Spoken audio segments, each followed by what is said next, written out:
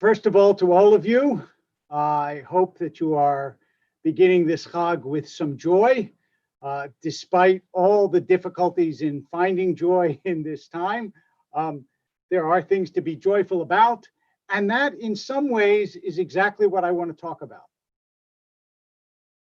I realized, or I should say, I thought of something. I'm going to let you decide if it's a true realization about Sukkot this year that I never thought of before. And I'm not sure that the holiday has been discussed in these terms, but I'm going to give it a shot, which is that Sukkot is the PTSD holiday, the post-traumatic syndrome holiday.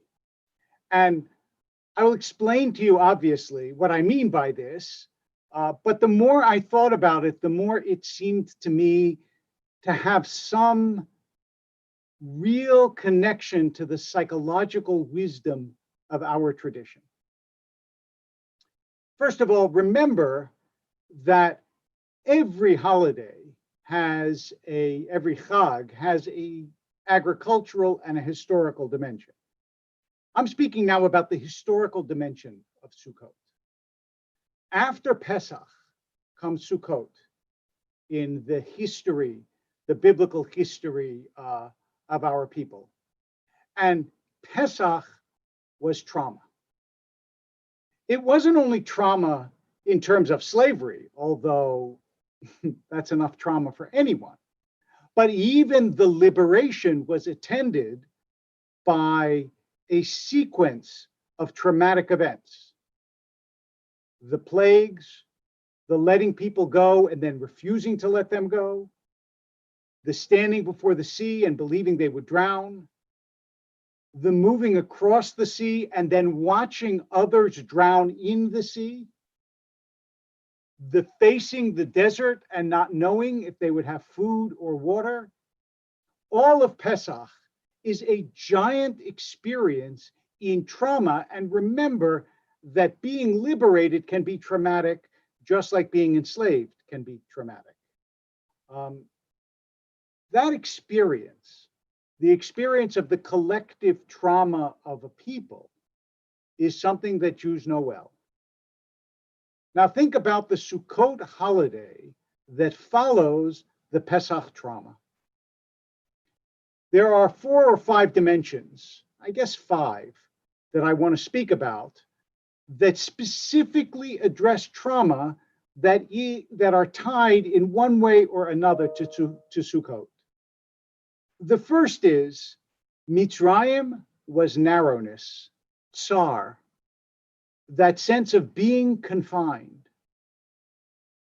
When you come into the desert, you have space. Even the Sukkah is unclaustrophobic in its nature because it's fragile. These aren't walls that will contain you and keep you in and there's no escape. In fact, it's like a gentle house. It's a house where you don't feel, if I need to get out of here, I can't get out of here. Not only that, but because there is no covering on the roof, no full covering, there's only schach. Because there is no full covering on the roof, you can see outside the house. And therefore, from many different dimensions, it counteracts the sense of claustrophobia and narrowness that Mitzrayim had induced and begins to address the trauma of the narrowness of the previous experience. Second, remember that when they went out into the desert, there is one of 2 explanations for what the Sukkah means. The desert is one explanation, the harvest is another. The booths that we live in were for the harvest, and to some extent, representative of the booths that they lived in the desert, although it seems more that they lived in tents than booths in the desert by the description of the Torah itself. Ma tovu ohalecha, Yisrael. How beautiful are your tents, O Jacob. Bilam does not say how beautiful are your sukkahs. But, say the rabbis, the sukkah in the desert refers to Sukkot Ananim, the sukkah of clouds that followed the Israelites through the desert as a covering against the brutal heat of the sun. So the idea that you're being taken care of, that someone is covering you, that you are not exposed, that there is a gentle shade over your head and over your life, that also is a calming from the traumatic experience of brutality of Egypt. And then third, the Sukkah reminds us that we are not alone. Part of the terror of trauma is feeling alone. But with the Sukkah, not only do you have other people in the Sukkah, but remember, you invite in Ushpizim, the characters of history who share your experience and understand your fears. So this sense of community gathering around you, which Sukkot also encourages, because remember, in a normal year, you have people in your Sukkah. And perhaps you even do this year, but if you do, make sure they wear masks, please. But that idea is also a counter to trauma. And then the Sukkah is a unique mitzvah. It is a mitzvah that is shared only by another sort of counter-trauma mitzvah, which is going into the mikveh. Because the Sukkah and the mikvah are the two mitzvot that you do with your entire body. You immerse into a ritual pool completely, and you walk into the Sukkah completely. Nothing else involves all of you. You put tefillin on your arm, you pray, but you can say you pray with your whole body, but you use mostly your voice to pray. But a Sukkah, you got to be all in there.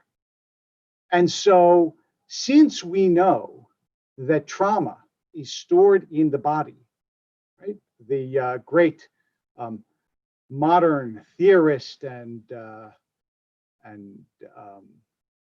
I guess healer of trauma, Bessel van der Kolk, his book is called The Body Keeps the Score.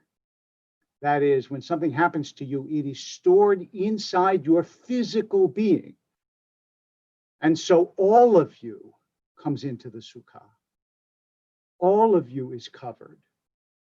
All of you experiences the love of God and the vision of the stars. And then finally, Sukkot is the only holiday, the only one whose name is an emotion. Zman Simchatenu, the time of our joy. Because what is it that trauma robs from us? It robs joy. And Sukkot enables us to feel joy, which is the sort of counter-trauma feeling. And so I think if we think about it, those of you who know much more about this than I may be able to think of other ways in which Sukkot nurtures somebody who's experienced trauma, maybe by the vision of nature, by being able to build something when you feel that the world has taken away your ability to create. There's a lot in Sukkot that is healing for those of us who have experienced some kind of trauma. Whether it is the trauma of Egypt or the trauma of these past days of Rosh Hashanah and Yom Kippur, separate from one another, the trauma of all the shocks, both recent and over the last many years that our nation has endured, or personal trauma in one's own life. Whatever it is, Sukkot is here. Zman Simchatenu, to help, to heal, to connect to one another and to God. and to feel joy. Shabbat Shalom, which means a Sabbath of peace, and Chag Sameach, which means a holiday of joy.